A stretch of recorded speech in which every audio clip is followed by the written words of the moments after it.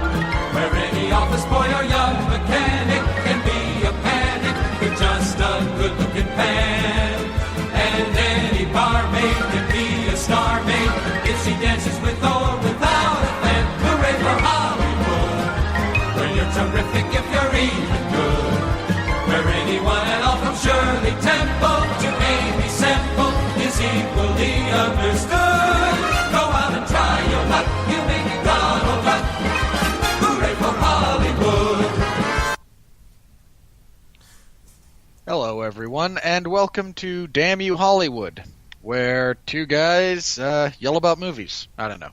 I don't have a clever intro this week. I'm sorry. Not that any of the others were necessarily clever, but I at least could pretend. This week, nah, not so much. I'm Robert Winfree, here with Mark Radulich. Mark? Hello! Wow, that was more enthusiastic than I expected. You know, Jesse's had to put up with me for being either super silly or whining that I'm tired or just being delirious. I figure I need to straighten myself up out for you because you're not gonna tolerate no nonsense. So I got my game face on. Hello. No, I tolerate a lot of nonsense. Have you not heard the other shows I do? You tolerate a lot of nonsense from me, but not tonight, sir, not tonight. Actually, speaking of nonsense, I got a question for you. Before we get into Jurassic World Fallen Kingdom, the movie in which we will be reviewing in its entirety tonight here on Damn You Hollywood on the Radulich In Broadcasting Network. Ding ding, opening shtick, here we go. Speaking of ding dang, what's your issue with Creed? Like, why? Why what? I don't...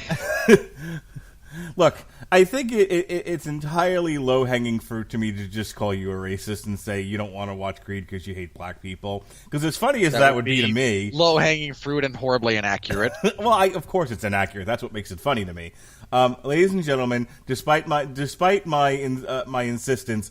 Rob Winfree and, for that matter, Roddy Adams are not really racist, but it's really funny to me that I keep calling them that anyway. So, taking the fact that you don't hate black people out of the equation, what's your real issue with Creed, given the amount of dreck I've made you review in the past few years? All right. I didn't like Creed, first of all. You saw Outside it? of... Sort of. I don't want to get into the whole thing. Outside... Okay. Look, there was a whole thing around it. It's just not worth getting into at the moment. There was a lot of extraneous stuff that is utterly immaterial. Point being, I didn't care for it. Mm-hmm. Outside of Sylvester Stallone's performance, which was good and should actually have been the closing note on that character. He really should have died at the end. He really should have. But... Sadly, not so much.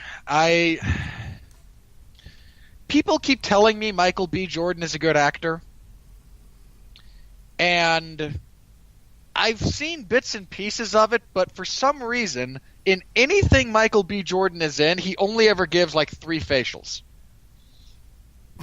Now, this is not to say that he is only capable of 3 facial expressions. He's not. He's capable of a wide array of them. But in any movie, it's like, okay, 3.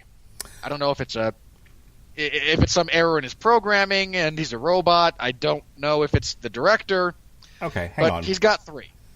I didn't think his performance in Black Panther was particularly limited. I thought he gave... I mean, I'm not going to say, he has the range of a Cate Blanchett or anything, but I thought he gave a dynamic performance. Sure, because one of the facial expressions was psycho eyes. Okay. You were calm and collected. In that one, you had calm and collected, you had psycho eyes, and you had moderately melodramatic. Do you not like urban-centered stories? I mean, I often joke about The Wire being the best TV show in the history of humanity, and that might be overstating it just a bit. But is your issue with statements like that the fact that you just don't find a lot of interest in the urban story? I don't know. I'm not entirely sure where my personal enjoyment and assessment of such lies at the moment. I don't really have an issue with The Wire. I like poking back at you because it makes you go crazy. Yeah, no. I'm not even having that debate with you. But the thing of it is I oversell it because I tend to be, and I'll admit this about myself, I tend to be drawn towards the urban story, and the urban black character. That's just how I'm wired. It was a part of my upbringing, which I'm not going to get into now. But it's about where I grew up. It's about the things that interested me as a kid and how it evolved as I became an adult. And I happen to like the urban black street story. I'm attracted to it, and maybe I tend to elevate it over other things of equal value. But I'm not. You do. It's part of your. It's part of your. It's just part of your what you enjoy personally, and I don't take any. I don't take issue with it. It's what you enjoy. Right, but I think by the same token, you seem to. And again, it's very easy for me to make fun of you for this, but I'm trying to have almost a serious discussion, believe it or not. So it seems to me like you. Am I just not I just personally don't care for those types of stories generally. Setting aside the fact that I'm not a racist, if we just talk about what types of stories I enjoy. I was saying you're more negative about the urban. I don't know if it's the urban black character or is it the urban story, but you're definitely more negative about those things than most of the other genres I think that we talk about outside of the more obvious ones. I don't think you're big into romance either, but how often do we talk about that? Of those two, I generally think it's more urban than any ethnicity associated with said urbanity. Mm-hmm. I don't like cities, just generally speaking. I'm not a big city individual. I don't care for them. Now, my issues with Creed, again, since we want to bring this up specifically as it pertains to this, again, I didn't care much for the first one, and there's a variety of reasons, some of which are valid, some of which are not. But I didn't care for the boxing sequences all that much, in all honesty. I, was not the biggest fan of Michael B. Jordan's performance, but I know he's a good actor. I've not seen him ever really string together a complete, nuanced performance. That being said, I have not seen the totality of his filmography, so I'm not passing total judgment on his abilities necessarily. But if that was going to be it, fine. I was kind of okay with that being it, as such. I didn't care for it, but c'est la vie. Creed 2, and after seeing the trailer, I stand by this, is only going to work as a parody. The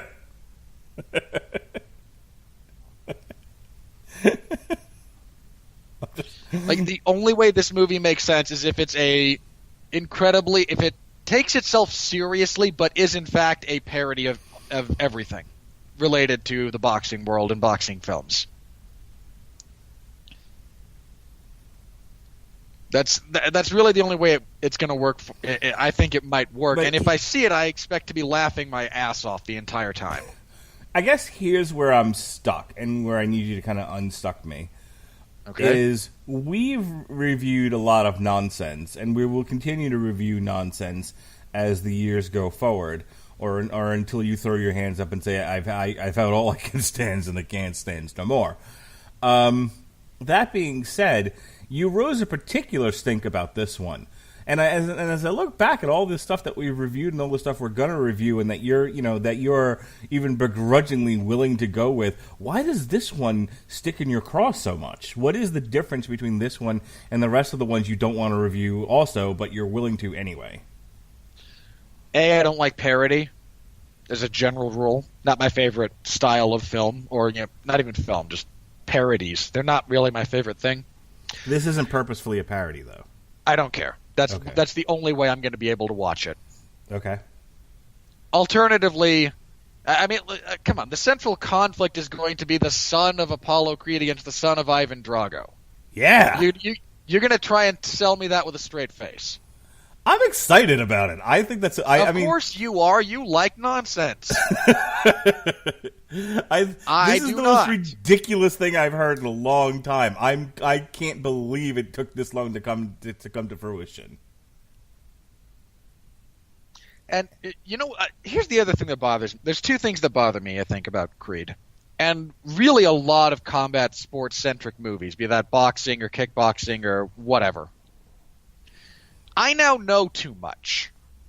Now, this is true about the basic physics and science of a lot of movies. Like, there's a few things I have about Fallen Kingdom that I want to bring up. Like, oh, no, we've released dinosaurs into the world. Spoiler. Yeah, they couldn't actually survive. Yeah, I want to talk about that, too, but let's not get ahead of ourselves. There's a lot of stupidity there. But there's also a lot of specific stupidity that I'm ignorant of, and that can kind of that can let me kind of enjoy things. I watch and deal with so much of the crap related to combat sports. Movies about it are not interesting to me. Okay. See, I'll accept that. Because in short, what you just said was, hey man, I have to review a combat sports fighting show almost on a weekly basis. I don't particularly want to watch a bad movie about one. I'm going to pass. See, that I get. Yeah. And really, I can't help but feel that there has to be at some point in that movie him actually saying, "I'm going to avenge the death of my father," because it has to be that stupid. That's the only way this could possibly go forward. God, I hope so. I hope again. I mean, he's wearing the American flag shorts. If he doesn't come out with the beard and the hat and living in America, I might walk out of the movie. It's just gotten too stupid, and sadly plays entirely too much with. I mean, look, if we lived in a world where the Rocky movies had actually transpired in real life, all right, if there had actually been. Bear with me for just a second here. If there had actually been a professional boxers like Rocky and Apollo, and everything that they had done had actually happened, and the illegitimate son of Apollo Creed started fighting, and you had the son of Ivan Drago, yeah, you bet your ass Don King would sell, the vacuous soul of someone else, because he doesn't have one, to promote that. It would be in bad taste, it would be horribly maligned, and it would do gangbusters at the box office. And I know that happens, all right? If the son of Ray Mancini goes into boxing, you bet somebody's going to try and sell a fight between him and the son of Dooku Kim. And it's in bad taste, and it would be maligned, and it would probably sell okay, because people suck. I really just have zero interest in seeing an on-screen pseudo-serious parody of what I wade in on a relatively daily basis. Okay. It holds absolutely no interest for me, and that's nothing against anyone involved, apart from the writer, who should know better. I accept your reasoning for not wanting to see Creed 2. So I will tap Ronnie Adams, Andrew Graham, and Jason Teasley for that show. A 4-man show. Yeah, because apparently I know people are listening because I didn't put an announcement or anything on Facebook. It's fucking June, and this isn't going to happen until December. But people obviously listen to our show because immediately after that, I started getting messages separately from people going, I'll be on your Creed show. Can I get in your Creed show? I'd love to do your Creed show. And I was like, all righty. So, yes, I'm going to replace you with 3 other people. How does that sound? Right. I mean, if you need 3 other people to equal what I bring, then I'll take that as a backhanded compliment. Absolutely. You absolutely equal 3 people. All right. No. In this context. It takes 3 other people to exacerbate you as much as I do. Ain't that the truth? All right, speaking of exacerbating, Jurassic World, Fallen Kingdom. How about you tell us about it, sir? Well, it's a movie. Good night, everybody. All right. On a more serious note, again, I kind of spoiled the ending a little bit, but... Really? Was anyone really surprised by that ending? If you didn't see that coming, I don't know what to tell you. You must have either dozed off or you have suffered some kind of chemical or head trauma that has caused short-term memory loss because it was so obvious. I have to wonder. That's now the second time in 2 shows that you said if you didn't know X, then I seriously think you have brain damage or whatever. And I often wonder, do people hear this show and go, I don't have brain damage? Shut up. I mean, no one's ever complained about me about me drawing those types of conclusions. Just wondering, Just I didn't know, I really didn't see it coming. Shut up, you're mean. Yeah, all right. Plot synopsis, go. I mean, I called every step of the plot of Luke Cage, too. Well, season 1, at least I haven't seen season 2 yet. We get it. You hate black people. Go. I don't hate black people. We've established this. Okay. I'm just, again, just urban stories don't resonate with me, and I don't care if it's a white cast. If it's an urban story, I am less interested. That's just who I am. By contrast, I love Westerns. Mark hates them.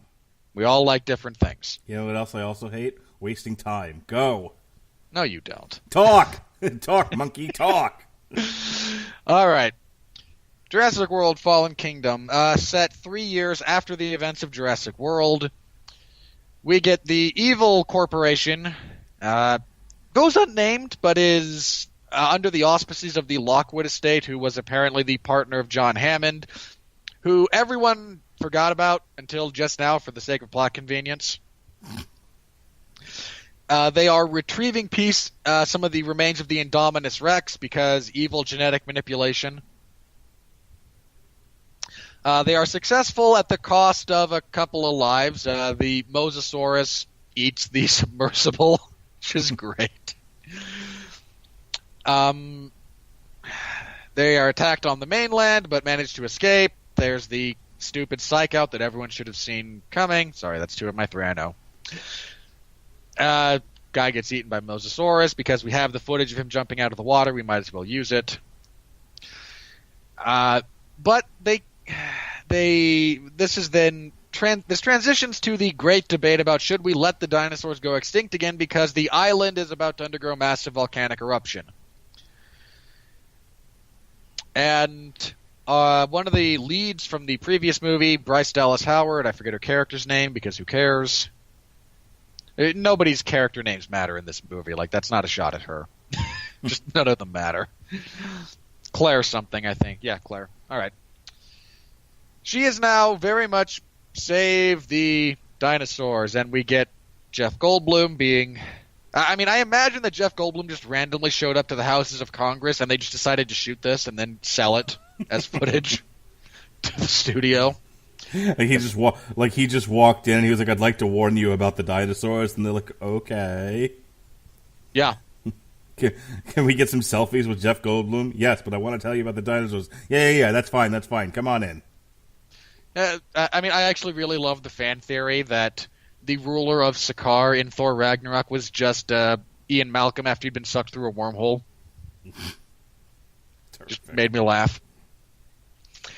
So anyway, he is advocating, yes, just let them die. God, we have screwed up enough when it comes to this cloning and bringing things back. We really need to let this self-correct and try not to continue screwing things up, because we screw things up. His argument is persuasive enough to the people of, I don't know if it was Congress or the Senate, but whoever they were, one of those two, for them to kind of go, we're not going to encourage or sanction any major sort of, we believe the government should not be involved in private property, especially private property that's not necessarily, it's not even like United States soil. We're not comfortable getting involved in this. We're going to let it go. All the environmentalists go sad face, which is, I imagine, their natural state of being. But Claire is contacted by reclusive billionaire Farmer James Hoggett. I mean, sorry, I can never see that guy and not think of that'll do, pig. Lockwood, forget his first name, don't care. Who wants to save the dinosaurs? He feels some sort of moral responsibility. It's never actually explained. But his motivation is never sufficiently explained. But he has this weird kind of toady money manager, attorney. Just call him Iago. All right, we'll call him Iago. It's a Shakespeare joke. No one gets it. It's all right. I honestly thought you meant the parrot from Aladdin, and I was struggling. Parrot from Aladdin is a direct reference to the character from Othello. Okay, smarty. Again, it's a Shakespeare joke. Your wife would get it. I don't know. You want me to call her and ask her? Nah, ask her later and then tell me that my jokes are just even. It's just not funny. It's all right. Don't worry about it. I bring that up simply because he is like barely given a name, and his defining feature is that he wears a three-piece suit. Like, there's horribly bad characterization in this film, and I'll complain about it later. But anyway, they are funding a rescue mission for the dinosaurs. They have another island. We're going to move them to the new island, and we're going to leave them alone, and things will go better. The pristine Earth will rise from the ashes. I don't know. It's stupid, but that's their plan. But they need someone who can track down the last raptor on the island, which is Blue, and the only one who can do this is Chris Pratt. His name is Owen, by the way. Star-Lord. Terrific. All right, Andy Dwyer's out building a cabin. I've never even seen that show, and I know that joke. Because he and Claire broke up at some point in the intervening years because we can't write people in happy relationships. We don't know how to do it. We're from Hollywood, and none of us have a happy relationship. She convinces him to come back and help them rescue Blue. He doesn't really want to at first, but then gets all nostalgic and decides, sure, why not, shows up. They go to the island, they find Blue, only to have evil Ted Levine turn on them. Again, this is another twist you all should have seen coming a mile away. And the requisite... So one of my favorite scenes comes out of that. Yeah, anyway, so they are turned on by, again, evil Ted Levine, who leads... Ted Levine's always the bad guy. I feel so bad for him. As they are removing the dinosaurs, our plucky heroes manage to escape their various perils and sneak onto the ship. The animals are then transported back to the Lockwood estate, where the guy who played Armin Zola, but is here doing a very obvious Donald Trump impression, are planning to auction off a bunch of them to generate funds for the development of the Mark Radulich's favorite thing in the world, the perfect hybrid soldier raptor. It's a hybridized creature, a mix of the Indominus Rex and a basic raptor. So it's really a T-Rex with more raptor in it, because they used raptor to create the Indominus Rex to begin with. But they need Blue's genetic profile because she is slightly unique and was able to actually kind of bond and respond with people rather than just try to eat them. And then they need Blue alive to kind of mother the thing so that there's behavioral traits that would be passed on. I maintain this is all part of a large plot to create a slew of genetic creatures that all see Chris Pratt as God so that he can just rule the earth. He's actually the villain, and it's going to be revealed in the 5th movie. It was me, Claire. It was me the whole time. All along. And everyone in the wrestling memes. That never gets old. Anyway, that's their plan. So during the course of the auction, Claire and Owen get captured somewhere along the way because you always do. We discover that the evil money manager is in fact evil and has these plans. B.D. Wong shows up because it's in his contract. I mean, that's all I got for his involvement, and he survives at the end of this. It's crazy. During the auction to sell off all of these animals, they show off what do they call it? The Indoraptor. They want to show it off and then say, okay, but this is just a prototype. There's too many kinks that we haven't worked out. Next model will be good. And everyone goes, no, I want that. Because I actually kind of liked his explanation of why. I'm not going to make a joke about that, actually. It is sold off, but in the process of all of this, our plucky heroes have, in fact, escaped, turned loose a small dinosaur that wreaks some havoc. The Indoraptor gets loose. There's a chase scene. There's a few casualties racked up. There's tension. Underscoring all of this, this pertains to Lockwood, is his granddaughter, who's actually a clone of his daughter. Kind of running around and screwing things up because she's a kid and that's what kids do. They were able to stop the Indoraptor in a highly implausible sequence. But during the course of all of this, there was an explosion. There's a bunch of chemicals being released into the holding area where the other dinosaurs are being kept, and they're going to choke to death on toxic fumes. So Claire decides, no, I can't just watch them die. I mean, you should just watch them die because you're not on an island. You're now in California somewhere, I think is where they were located. I forget exactly. And she decides, no, I can't do it. So they pause and they all kind of gather up, but no one's following one of the rules. It's a very basic rule for circumstances like this. If you're in a group with a button, a singular button, mind you, that can unleash a plague or missile strikes or horrible information to the world, whatever. You have someone in your group who is assigned to watch the most impulsive / dumbest person in the group to stop them from pushing the button. Independent of actual group. Again, if the group comes to that decision, whatever. But you have someone watching the impulsive / stupid person who will just push the button because they want to push the button. No one's watching the kid. The kid pushes the button because she feels clone kinship, which is the dumbest thing ever. I enjoyed this movie up until the ending. I'm going to warn everybody about that. Dinosaurs are released into Northern California where the state assembly will debate them for 6 months because California can't actually get anything done. It's the worst run state in the union. Jeff Goldblum goes back to Congress to say, hey, I warned you, you screwed it up again. And deliver the infamous welcome to Jurassic World as dinosaurs start spreading out into North America, and the Mosasaurus got out earlier. So now there's a giant Mosasaurus eating surfers, even though it wouldn't, because we're not actually worth the caloric intake. The caloric output to consume a human for something that big is not actually worth it. It would be eating whales. And we're set up for another sequel because while the evil money manager died and after killing Lockwood, B.D. Wong's character escaped again, and now we have dinosaurs running amok, so we'll have more of that.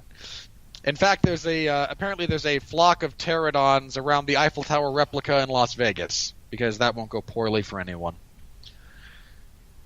All right. Again, I glossed over some things. Anything that you thought I kind of gave short shrift to there, Mark?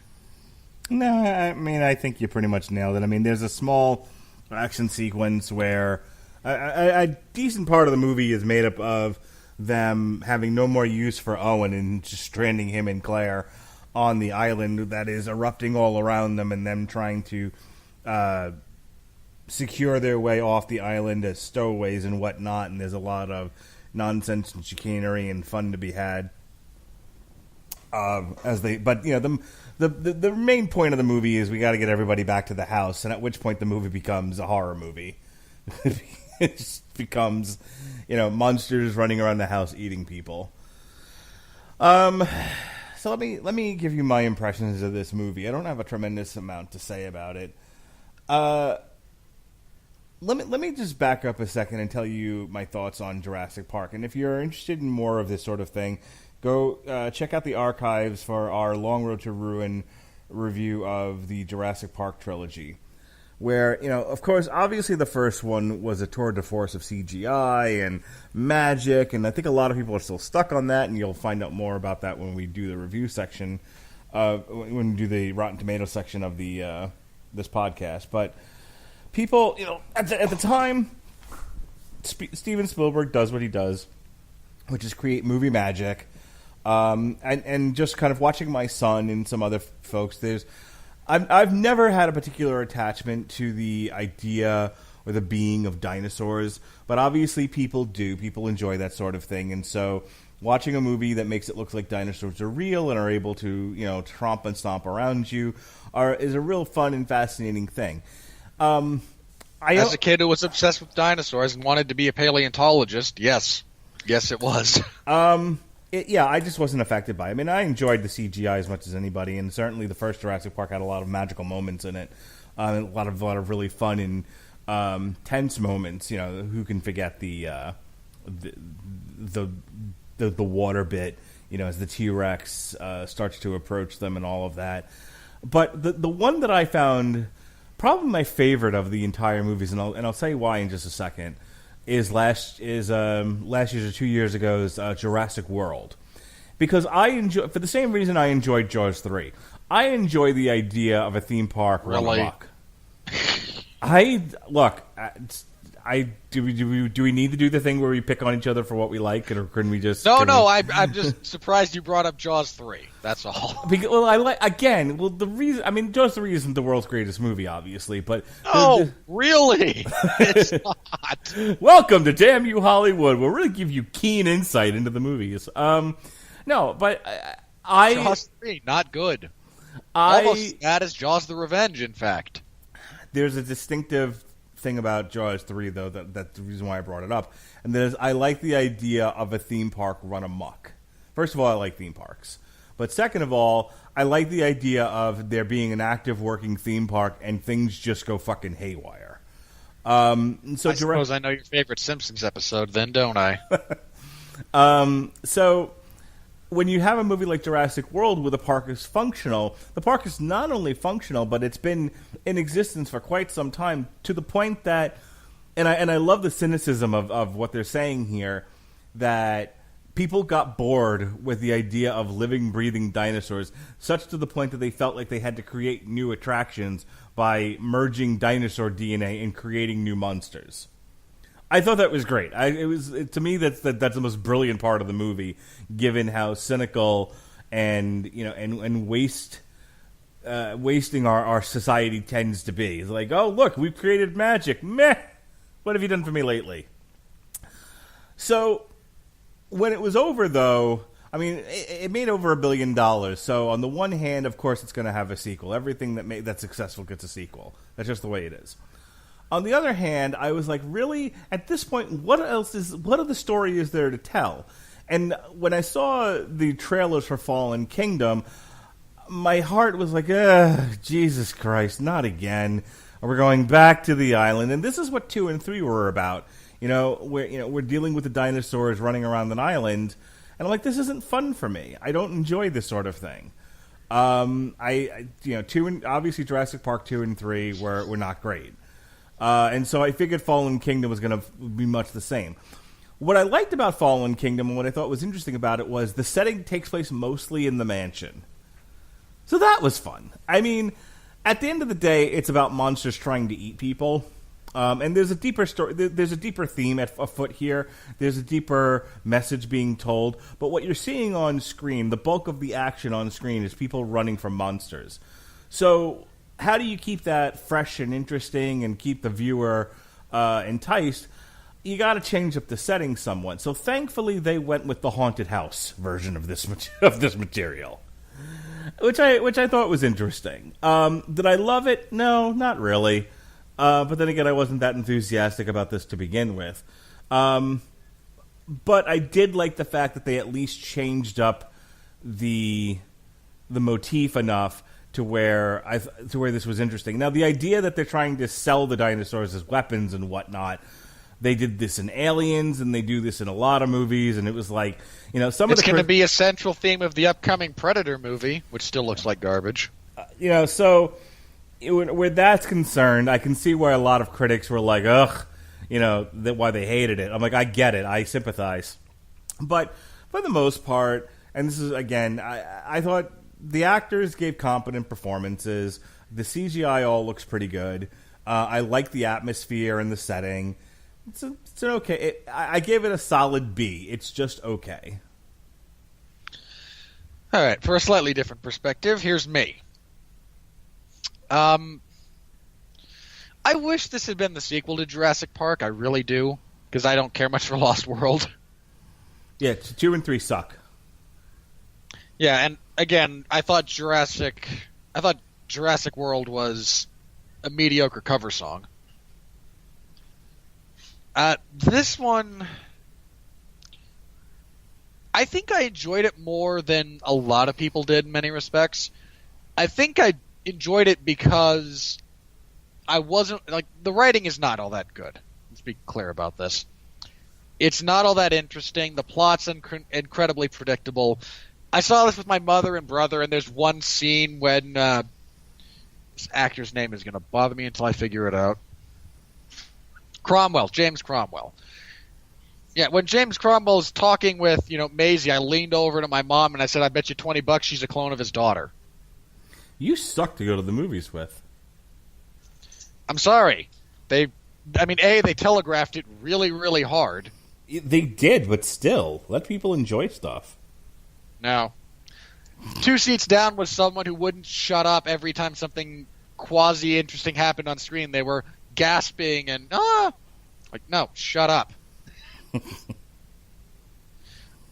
So, because I wasn't really interested or engaged in the, I knew the story, so I'm less concerned with the particulars of the narrative than I am the execution. And I found that much more interesting. The director here, J.A. Bayona, has a visual style that I find very intriguing. He has a lot of stuff that goes on in the background. You have to actually pay attention to what's going on screen. He has a very solid gift for visual storytelling. There's a lot of stuff that he's able to convey through, again, not gobs of dialogue, but the framing of a shot or the way characters happen to, interact briefly. You don't need gobs of dialogue. You have a, competent visual director.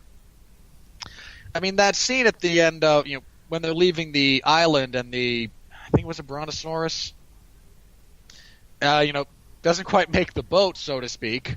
Yeah. It's visually very effective. And I love the way they shot it, with it kind of slowly, going into the steam and the fog and the smoke, and then you're just getting silhouettes, flashes of the silhouette as it dies. I like that. There's a lot of his visual style that appeals to me as a film goer. I really liked this movie up until the stupid ending. Because there's a few reasons I think it's a very stupid ending. One, I think the whole position of, we have to save them. No, we don't. I mean, this is one of the things I liked about the movie. It would have been very easy for this to be a preachy pseudo-environmentalist film. And it very clearly takes as my dog freaks out, takes a somewhat reticent / ambiguous perspective on what this means. This is not we must save them, everyone who wants them to die are evil. It's really not that at all. It's a nuanced debate. And the film, while it doesn't tackle that in any great detail, at least has the accuracy and integrity to treat it as a nuanced subject. It is not a black and white thing. I mean, sure, you have good guys and bad guys, but the subject is not that clear cut. And so again, at the end, when I feel clone kinship, they're alive just like I am. Like, no, you're a person. Those are not people. Those are dinosaurs. There's a reason that the whole ethics around human cloning does not extend to animals. Because there's a fundamental difference. Here, instead, we get, again, a bit of a false conflation. And then we get into if you just released them into the world, they wouldn't survive. There's not necessarily the amount of vegetation necessary to reliably sustain giant herbivores. I mean, the average temperature's lower. A good cold snap would kill them off, for crying out loud. So, again, there's your science bit with Robert as it pertains to this. Like, this wouldn't be a problem for as long as people tend to think it would be. Like, they wouldn't go out and multiply. There's a lot of issues. But again, it just bothered me in the sense that this was kind of like, oh, we have to save the polar bears. No, we don't. 95% of all species, not individual life forms, species that have been on Earth have gone extinct. Stuff goes extinct all the time. A lot of it is simply unsuited when it comes out. It's a evolution that doesn't work and so dies and is not passed on. The climate changes, which it has been doing since the beginning of the planet's existence.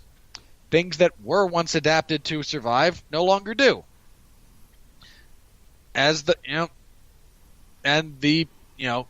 environment is still changing, and that's not to say we should ignore it, but there's a real possibility that a lot of the species that currently exist don't get to, exist going forward. And new stuff will crop up in their place. I don't know why we view this as some kind of zero-sum game. But my issue with, elements of that aside, again, I liked it until that stupid ending. I liked a lot of the stuff in the mansion. I liked the more horror elements. I liked them hiding from the Indoraptor, throughout the various displays.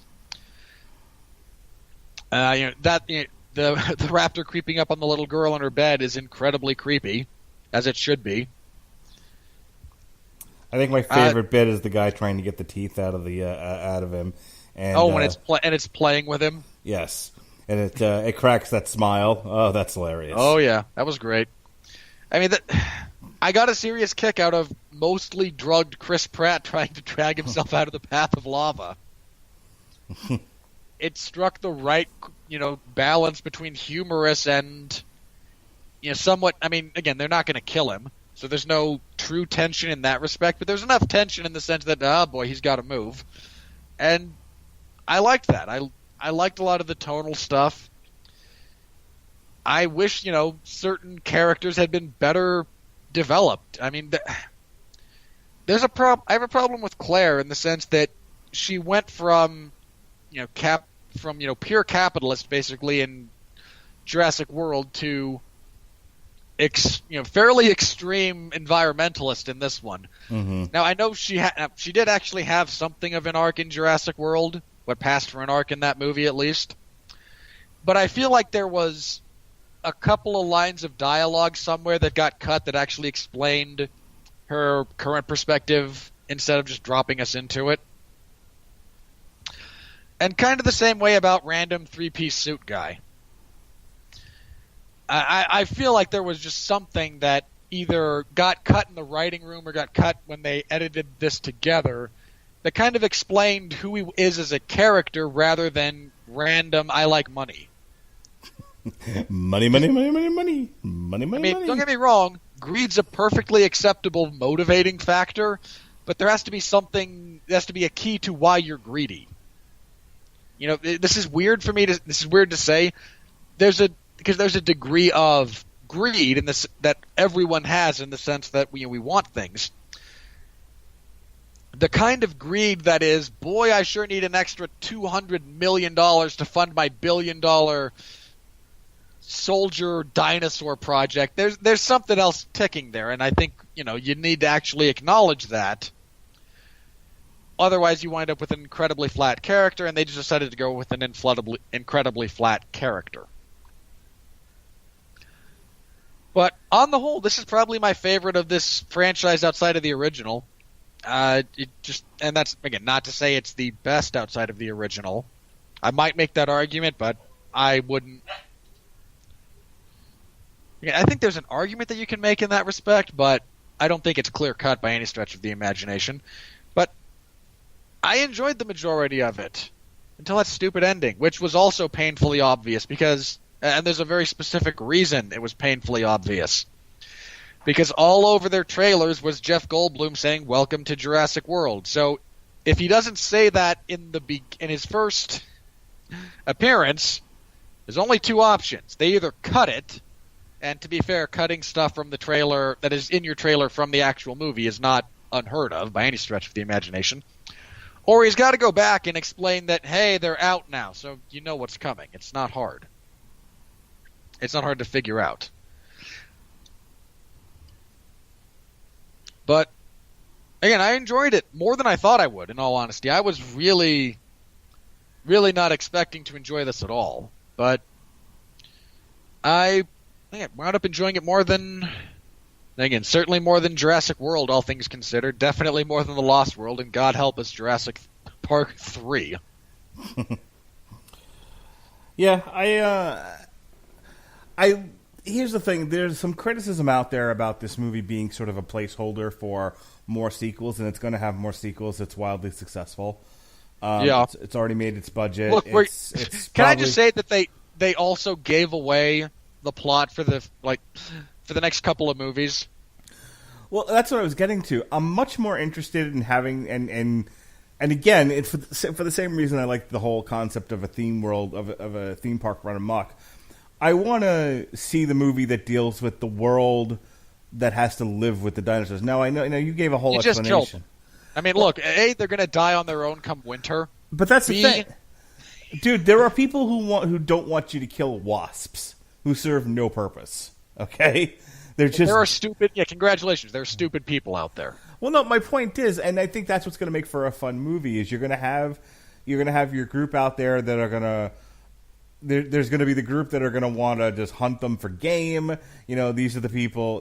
We have to protect the dino. I really want a scene, if we're going to go this route, where a bunch of protesters are, trying to picket or sit in front of a road that people take, that a bunch of hunters are taking.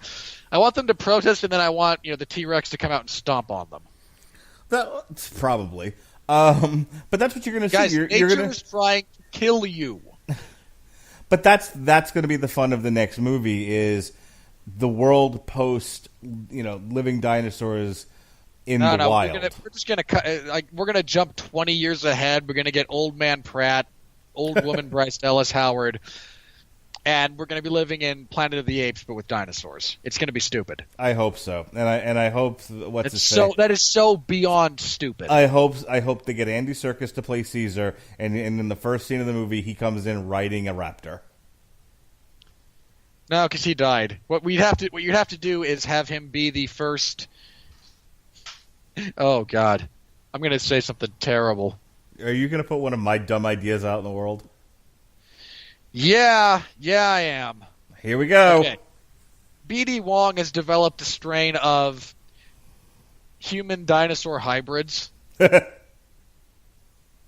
utilizing the material from Blue and Chris Pratt. So Andy Serkis plays the bastard offspring, essentially, of a human and a dinosaur. We already have that. It's Killer Croc. No one has Killer Croc. All right, are you ready to move He's on? never been in a movie. I agree. You ready to move on with the next No, thing? wait. He was technically in Suicide Squad, but that wasn't a movie. Oh, that's the joke I thought you were making. All right. No, I genuinely had forgotten that Suicide Squad existed. You're probably better off for that. All right. I was. Here we go, folks. Here come the money. Here comes the money. Here we go. Money talk. Here comes the money. Money, money, money, Dollar, dollar. Dollar, dollar. Oh, boy, people. Do you think we're done with Jurassic World? No, we're not. This thing made all kinds of money. With a $170 million budget, see, that's how you do it, folks. You keep your budget under $200 million, and you even if it's moderately successful, you'll make money. Well, this thing is more than moderately successful worldwide as of this Can I just say how sad that is? We've reached a point where under $200 million is considered a reasonable budget. Well, it's a lot of CGI. $729 million. This thing's going to make over... I didn't think this was going to make over $1 billion. I didn't think there was that much buzz on this. But apparently, Universal... This thing hit big worldwide. Yeah, it did. People love them some dinosaurs, and they love Chris Pratt and Bryce Dallas Howard running from dinosaurs. And that's what you got, boy, howdy. So... congratulations, Jurassic World. You ain't going nowhere. In 2 years, I'm sure we'll do Jurassic World 3, The Search for More Money. Really, no, I hate that they kind of spoiled some of the next couple of movies because, again, we have Chris Pratt who's going to be revealed as the evil overlord now that all the dinosaurs are genetically coded to listen to him. And then that leads us to the one where they have to go back in time and convince John Hammond not to play God. Which is a literal line from the villain in this. Well, June 8th to June 10th, Ocean's 8 was the number one movie of the weekend. Then that was surpassed by The Incredibles. And, of course, The Incredibles was surpassed this week by Jurassic World. The weekend breaks down like this. Jurassic World, number 1. Incredibles, number 2. Ocean's 8, number 3. Tag, number 4. Deadpool didn't go anywhere. It stayed at 5. Solo, A Star Wars Story, fell from 4 to 6. Oh, poor Lucasfilm. Hereditary, apparently... and Fallen Kingdom is probably going to surpass Black Panther. Hereditary stayed the same at number 7. Everyone's saying it's the best horror movie out there right now. Superfly... low bar to clear, but... Superfly, I'm sure Robert's going to run out and go see. Fell from 6 to 8. Not even aware it was a movie. Avengers Infinity War fell from 8 to 9. And Won't You Be My Neighbor is still, I'm telling you, man, it's finding more theaters because it's going It is up. slowly expanding. I was incredibly pissed when I discovered that for a while it looked like I was going to have to drive an hour to see that, and quite frankly, I wasn't sure it was going to be worth it. Turns out next week, one of my local theaters is actually going to be showing it, so I get to go see that, which makes me happy. No, I'll try to go see it too, and maybe we'll throw up an extra show. We'll do some bonus content. We can talk about grown men weeping openly in a theater. Speaking of grown men, grown women talking about 50 Shades fell from 10 to 11. Rampage. What happened to Andy Garcia, man? Rampage went from 23 to 12 for some odd reason and opened in a bunch more theaters. Look. Someplace like India or China that have very strict censorship controls finally approved it. Gotti, which has a 0 on Rotten Tomatoes, which makes me want to go see it, fell from 11 to 13. We're going to go see we have a couple of genuinely terrible movies on the schedule for this year, not even getting into next year. Halfway Decent Girl Sails a Boat fell from 9 to 14. Overboard, 19 to 15. Can I spoil that movie for people? Because it's real. Even if you haven't seen it, it's really, really obvious. No one listening to this show cares about Adrift, so go ahead. Yeah, he's dead. He dies in the boat crash and is a hallucination for the rest of the movie. Nice. Obvious. American Animals 25 to 16, RBG stayed at 17, Breaking In 20 to 18, Hearts Beat Loud 24 to 19, and First Reformed 22 to 20. So there's your top 20 for the weekend. Well, that falls off a cliff after the top 15, doesn't it? Yeah, it really does. Jurassic World, again, is sure to make $1 billion. I wasn't quite sure if it was going to clear it, but I can't... when it does $700 million in its first week. It would literally have to stop making money right now. Yeah. No, it's probably going to surpass Black Panther. Possibly. Speaking of Black Panther, here's where we stand for the year right now. Worldwide, because who cares just about the United States. Infinity War, obviously, is still number one with $2 billion, and that's not going anywhere anytime soon. Black Panther is at 1,300,000. Jurassic World has $3 billion. Yeah, what'd I say? Million. Oops, I'm off by a decimal point. Pretty important decimal point. Man. Black Panther only made 1.3 million. We're Jurassic World: Fallen Kingdom is 729 million. Deadpool 2, 707 million. So that's a win for Fox. Ready Player One staying steady at number 5. So finally, the top 5 movies in the world are all not Chinese. So and Marx, xenophobia, and racism is secure. Yeah, that's right. Speaking of really, accuse me of hating black people. You hate foreign films. You hate those Chinese Chinamen. I do. Ready Player. This is why neither of us will ever hold public office. This show right here. Yep. Operation Red Sea and Detective Chinatown occupy the 6 and 7 spots. So that's that for the Red Chinese. The Incredibles. It's funny because they're still communists. The Incredibles is in the top 10. Good for Pixar at 449 million. It's kind of soft. I mean, if that doesn't close, I mean, I think I said it last week. It would end, closer to the 700 million than $1 billion mark, but that's surprisingly soft. Speaking of soft, 50 Shades Freeze at number 10, and prior to that, limp. And prior to that, Rampage is still hanging in there in the top 10 at number 9 at 423 million. Truly, the sad story here is Solo, a Star Wars story, at 354 million. That's going to be a huge loss for Lucasfilm this year. Doesn't mean the company's dead, as I said last week. It just means that they're a subsidiary of Disney. They are not dead. They're just going to They're going to panic briefly. I mean, they'll write this one off and they'll move on to the next thing. They still have look. They're going to delay the Obi-Wan movie. They're going to delay the Boba Fett movie. They're going to redo them, designed to please fanboys. Yeah, they're still coming. Though the latest rumor has it that the Obi-Wan Kenobi film may end up just debuting on the Disney streaming thing, which that's an option. I mean, not every one of these needs to be a feature motion picture.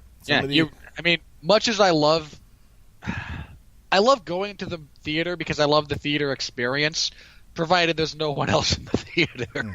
I hate people. This weird dichotomy where I love going to there are certain films that really need to be experienced on a big screen like that. They really do. And sadly, that usually entails sitting around other people. And I hate them.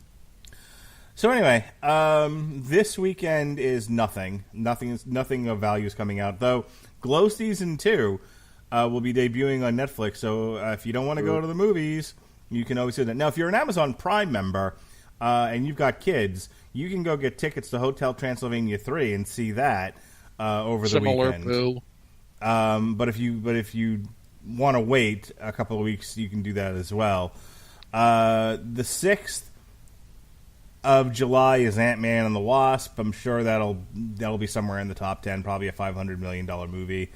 Skyscrapers the 13th. Yeah, it's got The Rock in it. I was excited about that. I really was. Mm-hmm. And then I looked at the director. Okay. And I just had to go, oh, you're the moron who did, Central Intelligence, and We're the Millers, and I can't support your buffoonery. There's nothing of value. I mean, it's sad that the best thing he's done is probably Dodgeball. Actually, let me go back a second because I'm skipping this one just because I never saw the first one. But you know what? If you're looking to go to the movies this weekend, go see Sicario: Day of the Soldado, which is the second Sicario movie. And I kind of liked the first Sicario. I like the unofficial trilogy that it's part of. Because you have Sicario, and then you have Hell or High Water, which is great. One of my favorite movies the year it came out. And Wind River, which is actually where Hawkeye was during the events of Infinity War. Ant-Man and the Wasp. Because Jeremy Renner. And Gotcha. Wind River is also great.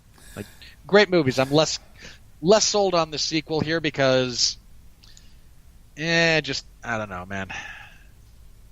The trailers don't give me a lot of hope for it to be something other than a essentially bad remake of The Man from Nowhere, which I happen to profoundly enjoy because, unlike Mark, I'm not a xenophobe and I like Korean film. Ant-Man and the Wasp comes out July 6th, as I said before. July 4th, you can set off fireworks and watch white people kill black people in the first Purge. Oh God, I am so sick of those movies. They'll keep making them because they'll keep making money. But what started as just a moderately inventive, not even all that inventive. That's hardly a unique position or a unique setup. But it's certainly not one that had been used all that frequently. It's set up for a decent enough home invasion slasher film. Has now morphed into, boy, do I get to preach about my political perspectives. I hate you. And as I said, the Friday the 13th, we've got Hotel Transylvania 3, Summer Vacation, and Skyscraper. On the 20th, now I don't have anything listed because I'm not going to go see any of these, but in case you're interested, you've got The Equalizer 2, Mamma Mia, Here We Go Again, and Unfriended Dark Web. And then we're back to things that I care about. Friday, July 27th is Mission Impossible Fallout. No. Do not lie about that. You do not care about Mission Impossible Fallout. You're going to see it. You do not care. Fair enough. And for those of you with kids, Teen Titans Go to the Movies, which my kids are all excited for. My wife actually thought the trailer was hilarious. And then on Friday, August 3rd, you've got The Darkest Minds, Disney's Christopher Robin, Searching, and The Spy Who Dumped Me. So that's all that's coming out in the theaters for the next month. Only one of those is any interest, and thankfully it's the one we're seeing. Well, like I said, Jurassic World, the reason why I bring all that up, obviously, like I do every week, is, how does this eat into, how much of any of this eats into Jurassic World? How much of it prevents it from making $1 billion? The only real competition it's got is Ant-Man and the Wasp. Yeah, that's really it. Everything else is, people will go see some of this stuff, but meh. And it's a couple of weeks even before Mission Impossible comes out, which is the only other big-time, big-ticket movie that could possibly eat into that audience. So, by that point, I'm sure Jurassic World will be somewhere in the 900 millions, if not $1 billion. All right, sir, I have a question for you. Do you now?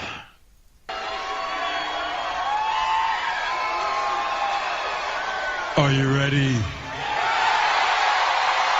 No! I said, are you ready? No, God! No, God, please, no! No! No! No! Sharere, Shenane, Drury of Culturess. Jurassic World Fallen Kingdom causes the extinction of the franchise's one true thrill. What's left is a twisted plot and cautionary tales we already knew. Wow, that's what you got out of this? It's cautionary tales we already knew, and yet you don't listen. Huh. No, come on. What did you expect? Are you the only person who didn't look at the second trailer and thought this was legitimately going to be an all-island adventure? So almost all the critics we hate gave bad reviews of this thing. Here's one of them. Rain Jokinen of mullingmovies.com. At this point in the seemingly never-ending Jurassic film franchise, it can safely be said that humans are idiots and they should just let the dinosaurs have the planet.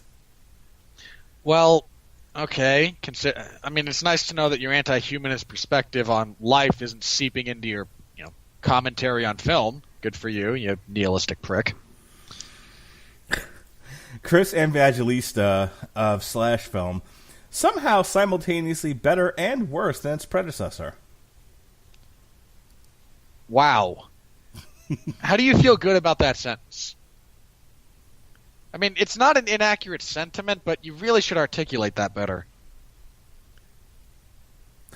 Yeah, there are things about this one that are better than Jurassic World. That said, it also doesn't pluck at the nostalgia strings the same way World did. Rohan Nahar of the Hindustan Times. Jurassic World, Fallen Kingdom is a new low for the iconic series. Extinction is the only cure. Yeah, you clearly never saw Jurassic Park 3.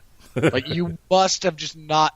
That's the only logical explanation for that sentence. You simply were not aware of the existence of this film.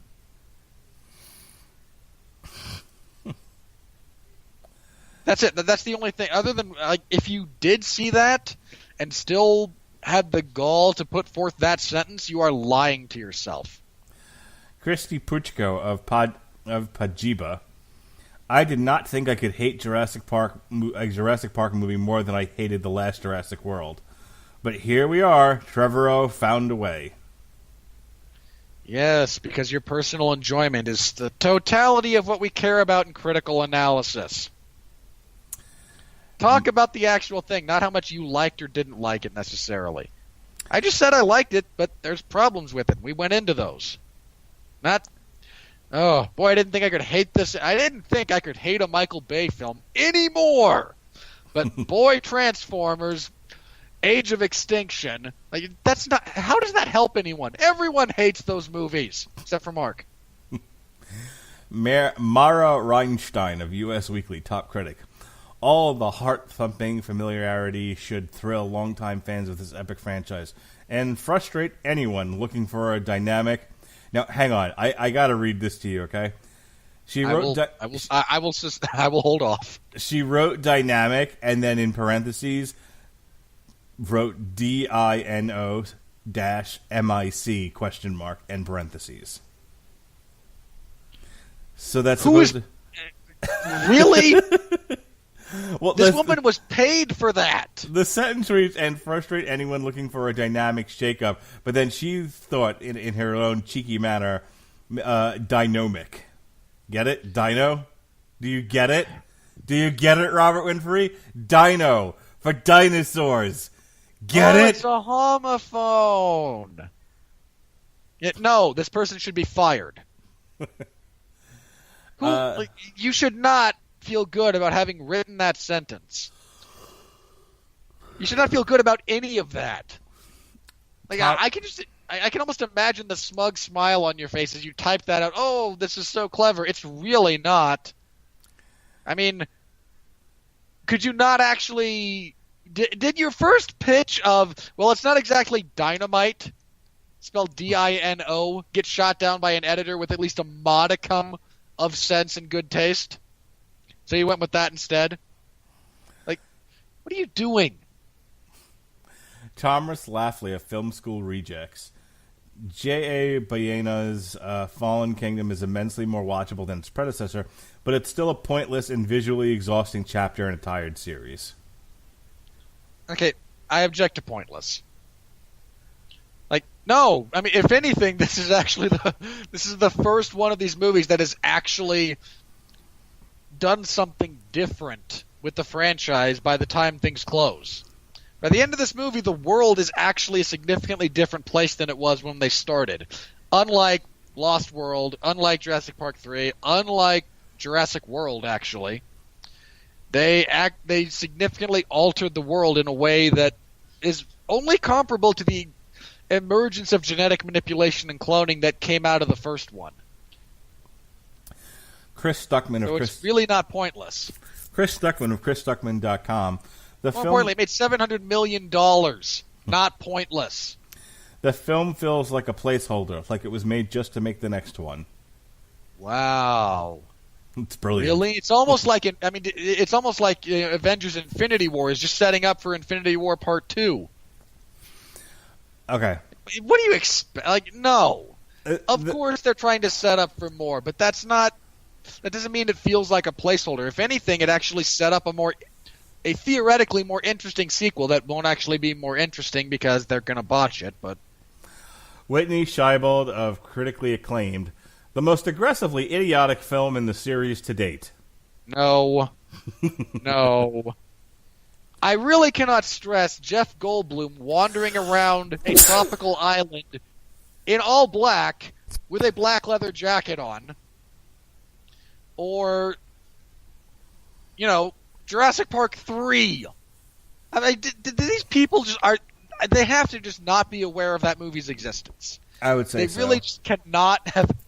Someone has not shown them that movie. They just don't know it exists. Christian Harloff, this idiot, of Schmoes Know. The movie was just okay. The military guys were so terrible, and everyone is so generic in it. You are the worst reviewer I've ever heard. Yeah, those are poorly constructed sentences. Was this a writing project for an 8-year-old? Yeah, I was like, that's how my daughter, who's going into second grade, kind of describes stuff. I mean, all the military guys are terrible. In what way? I mean, they're the bad guys, so they're supposed to be terrible in one respect. Now, the generic complaint is not... It's not so much that they're generic as they are unfleshed out, which is not actually the same thing. You can have a unique, flat character, rather than necessarily a generic flat character. And in this instance, I think he's conflating the two. He's mistaking two things because they just haven't covered polysyllabic words in the 8th grade yet, and he's just working on his multiplication tables. I mean, what the hell? Here's our good friend Roger Moore of Movie Nation. Oh God! No one has someone not hit this man with a fish yet?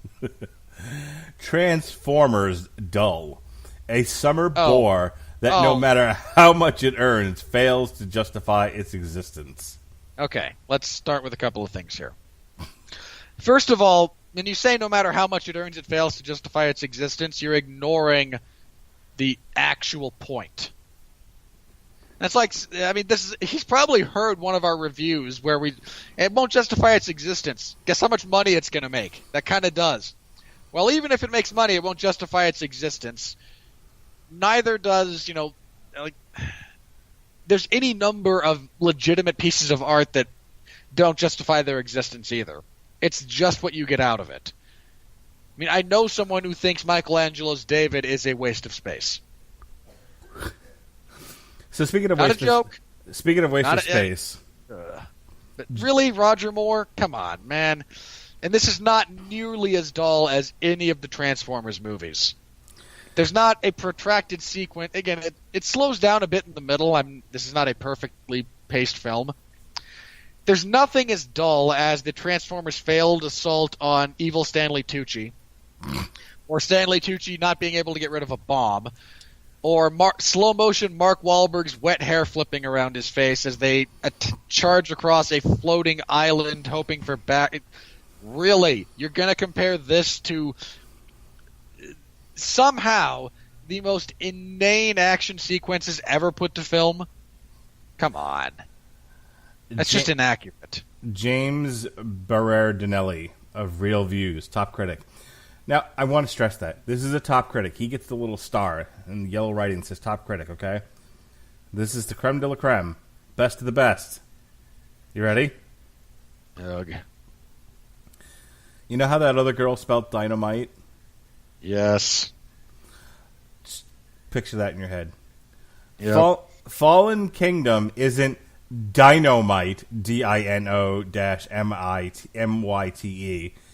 It's Dino Doo-Doo.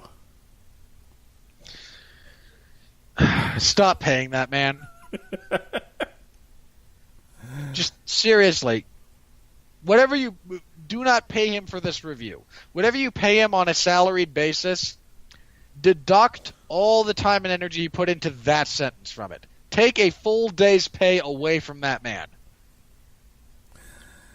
Eric D. Schneider of Crooked Marquee. Missing nearly everything that made the original so much fun 25 years ago. Oh, God. I mean, this is such a stupid thing. That is such a stupid thing.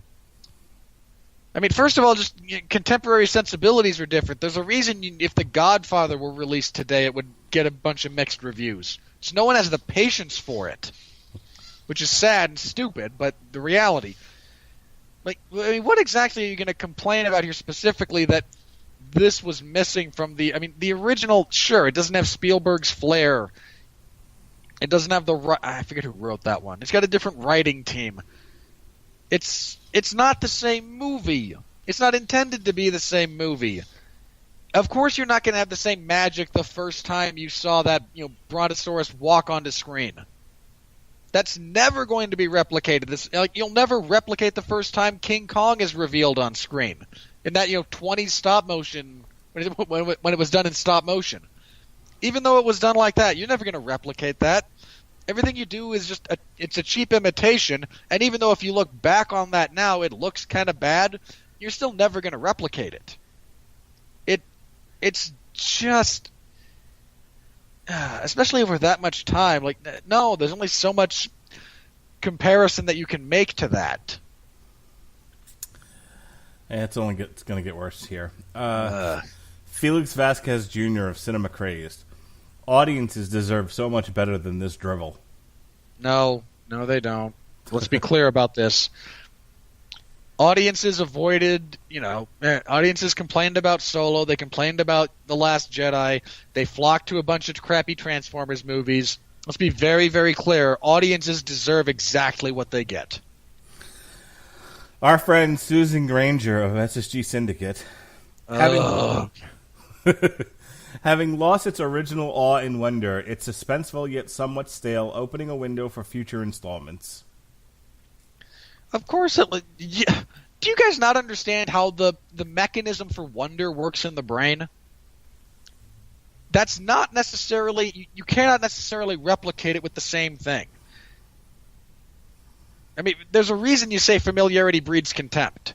The more you are exposed to something, the less you value it in the same way. I know people who have come out to, kind of where I live and look at the mountains and go, oh, wow, look at that. I mean, literally, it's my backyard. I have nowhere near the same sense of appreciation and perspective that they do. That's not a fair... You can't expect something to continue to inspire that same reaction in people. It's unrealistic. It just doesn't happen. Stephen Whitty of the New York Daily News, top critic. If this is the best the Jurassic series can manage, it's the real endangered species. No, it only opened on over like 5 days, made $700 million. Clearly on its last legs. What's the matter with you people? More importantly, again, this is not the worst of them. There was an entry so bad it killed the franchise for 10 years. Longer, jeez, 15? Kurt Loder of Reason Online. The dinosaurs are still clumping and snarling and hurling each other around, desperately attempting to distract us from the fact that digital dinos haven't actually been that big a deal for many years. I mean, neither is IMAX filming. Neither have superheroes. Oh no! Look, superheroes. They're gonna do the 3-point landing. They're gonna fight each other. Buildings are gonna be destroyed. Like, yeah, these are kind of what plays in the genre. Leonard Maltin of LeonardMaltin.com. Why aren't you dead? They're all out. Old man, just die. They're all out for this movie, man. Dinosaurs are dangerous and people are greedy. Got that? It's the foundation of Fallen Kingdom. And if that mantra sounds way too familiar and obvious, it's the answer to why this film isn't better. By the 2/3 mark, I was bored. Sounds like my son. I was bored. Well, to be fair, this guy probably has the Bernie Sanders thing where he just wasn't getting enough pudding. Matt Brunson of Creative Loafing.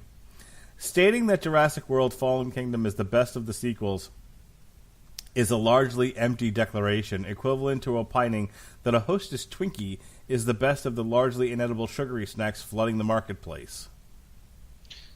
See, that's actually kind of fair. You're a deeply unhappy person, Matt Brunson.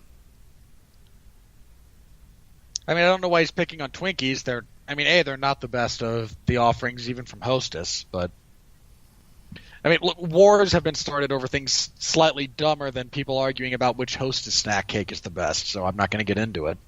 But Stephanie Zacharik of Time Magazine, top critic. Fallen Kingdom is so committed to thunderous spectacle that it fails to capture the poetry of these beasts and all their spiky, scaly, long-necked wonder. They deserve better. Did you actually not see the deliberately, somewhat emotionally manipulative scene where that one got absorbed by lava while standing on the edge of the dock? So I mean, you're just willfully ignoring the visual artistry here. All right, I'm going to do this last one. It's not a rotten review. It's actually a fresh review, but it needs to be shared with the world. It really doesn't. You're just encouraging these people. Leah Sidney of Showbiz 411. Jurassic Park is melting in the dark, but Chris Pratt and Bryce Dallas Howard will save the day. Weird Al should sue you. For those of you not aware, there is actually a parody song by Weird Al set to the tune of MacArthur Park that is about Jurassic Park. And it's hilarious. Weird Al. I mean, it's Weird Al, so you have to be in the right mood for it, but it's kind of funny. And somehow you are now ripping off a parody artist to make a headline. Do you feel good about yourself? Does your publication feel good about you? Like, these are important questions that we need to find out the answer to here. Inquiring minds want to know. I want to know. How do you sleep at night knowing you write this crap? All right, speaking of writing this crap, next week, Robert and Ronnie Adams, presumably, will be joining me for a TV party tonight as we discuss Hail to the Chief, Season 2. No, Luke Cage, Season 2. More Is concerts. that next week? Yep. July 3rd. Oh, then I have enough time. Then I can continue procrastinating. Terrific.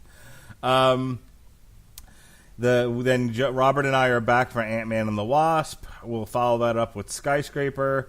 And then myself and who the hell knows. No, did you say yes to Voltron or no to Voltron? I don't remember.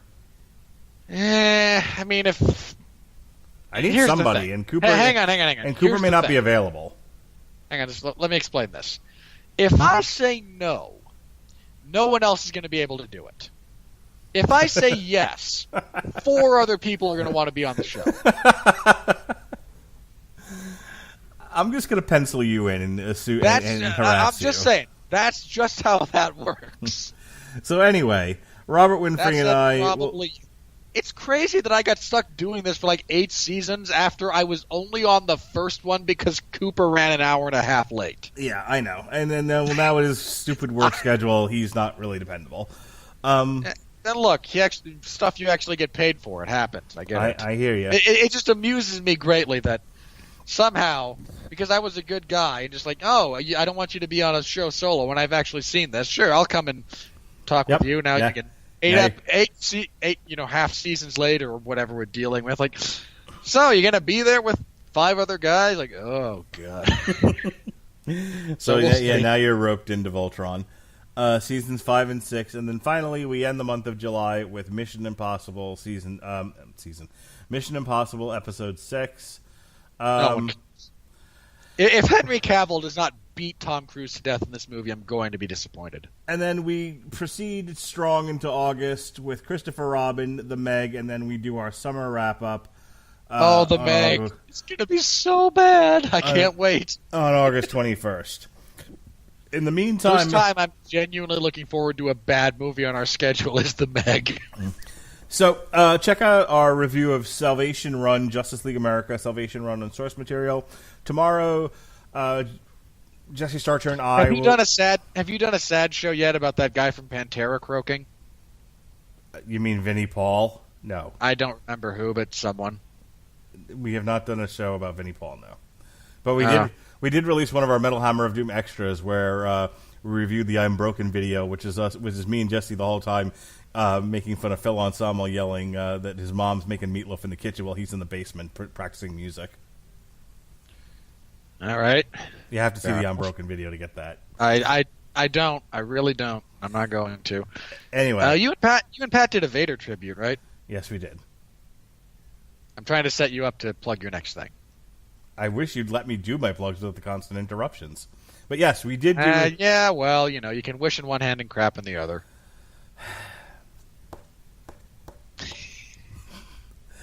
Pat Mullen and I did do a Remembering Big Van Vader TV party tonight, so that was good. Tomorrow night on the Metal Hammer of Doom, Jesse Starcher and I will be reviewing the new Nine Inch Nails Bad Witch, or as I like to say, are you a good witch or a bad witch or a sandwich? But we're also going to look back at some really fun songs by Nine Inch Nails, because Jesse's not all that familiar with the band.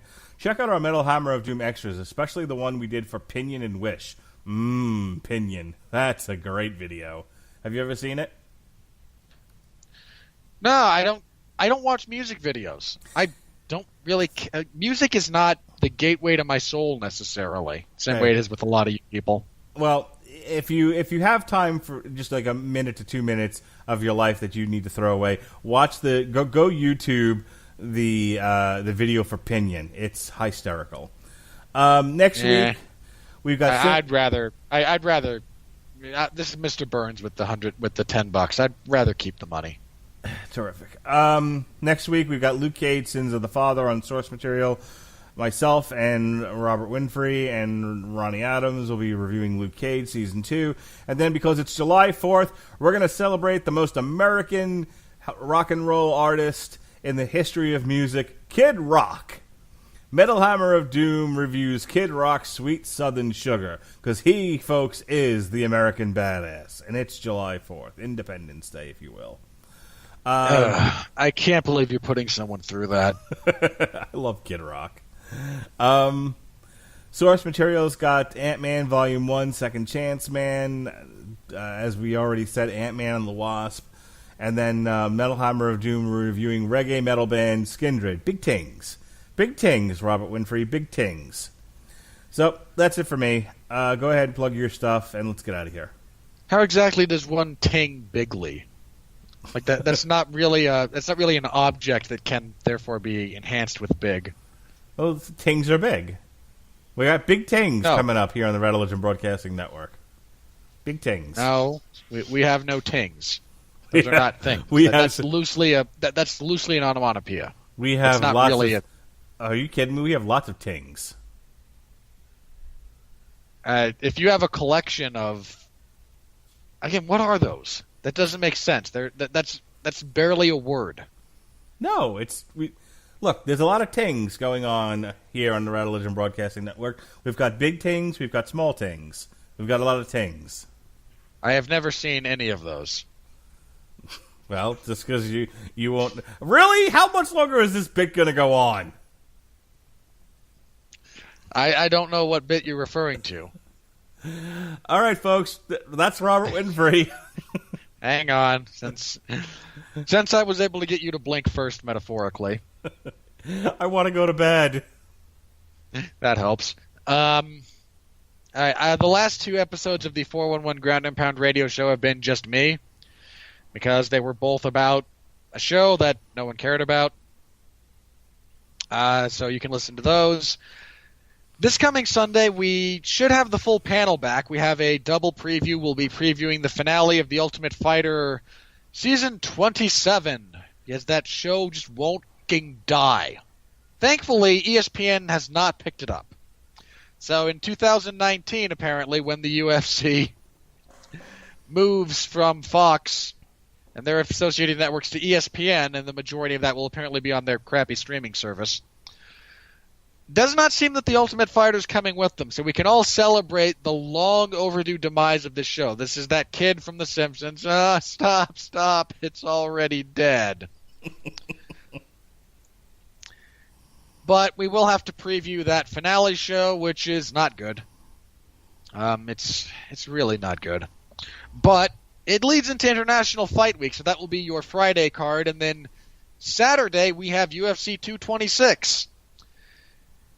Which is, the UFC's really hoping on this one.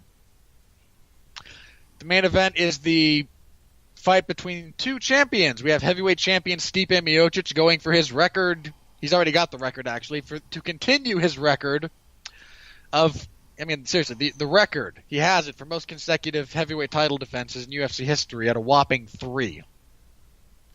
He's going for number 4 as Daniel Cormier, the light heavyweight champion, returns to the heavyweight division and is trying to become the second man in UFC history to be a concurrent UFC champion in different weight classes.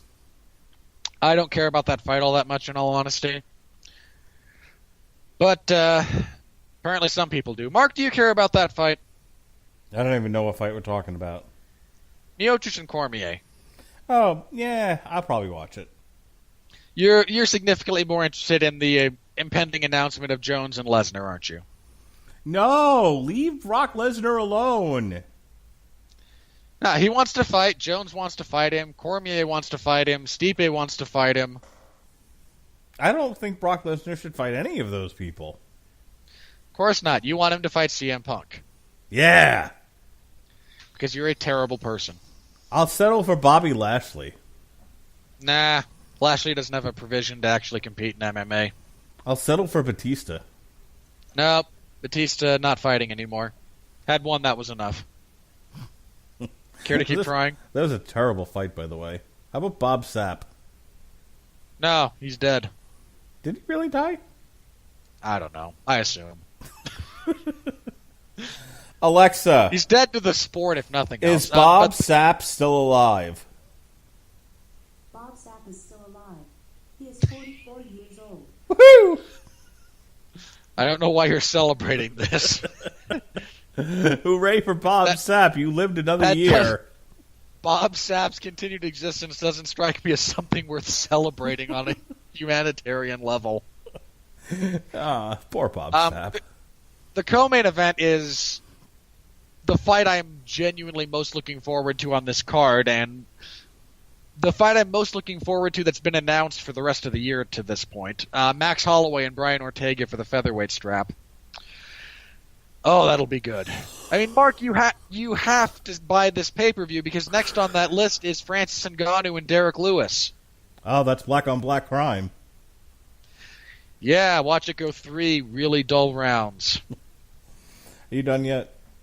Gokhan Saki fights Khalil Roundtree Jr. because God hates me and at least it should be fast. Come on. Gokhan Saki's fighting. God bless you.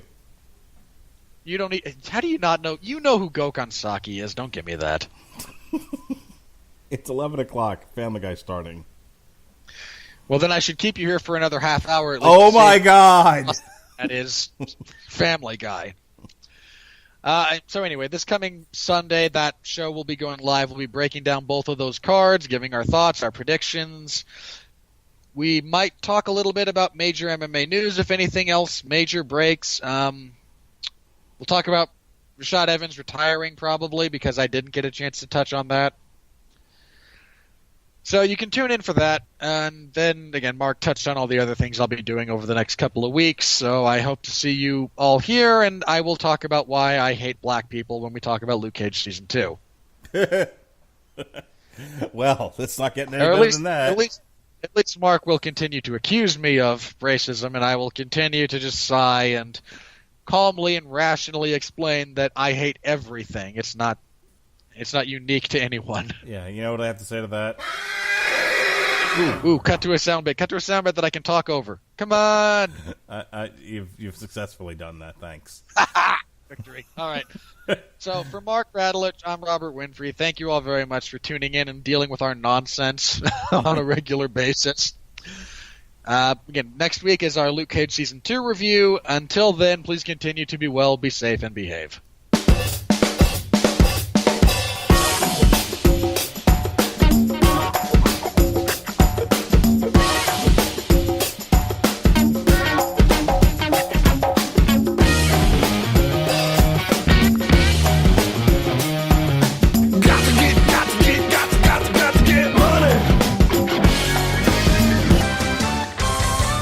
Matchup. And what a team, Mike. Metro PCS and the iPhone SE for $0 on a network that covers 99% of people in the U.S. Oh, impressive. play with the best. Switch to Metro PCS and get a 32-gig iPhone SE for $0. Metro PCS. Coverage not available in some areas, plus sales tax and $10 activation fee. Claim based on talk and text. Not valid for active numbers currently on a T-Mobile network or active on Metro PCS in the past 90 days. See store for details and terms and conditions.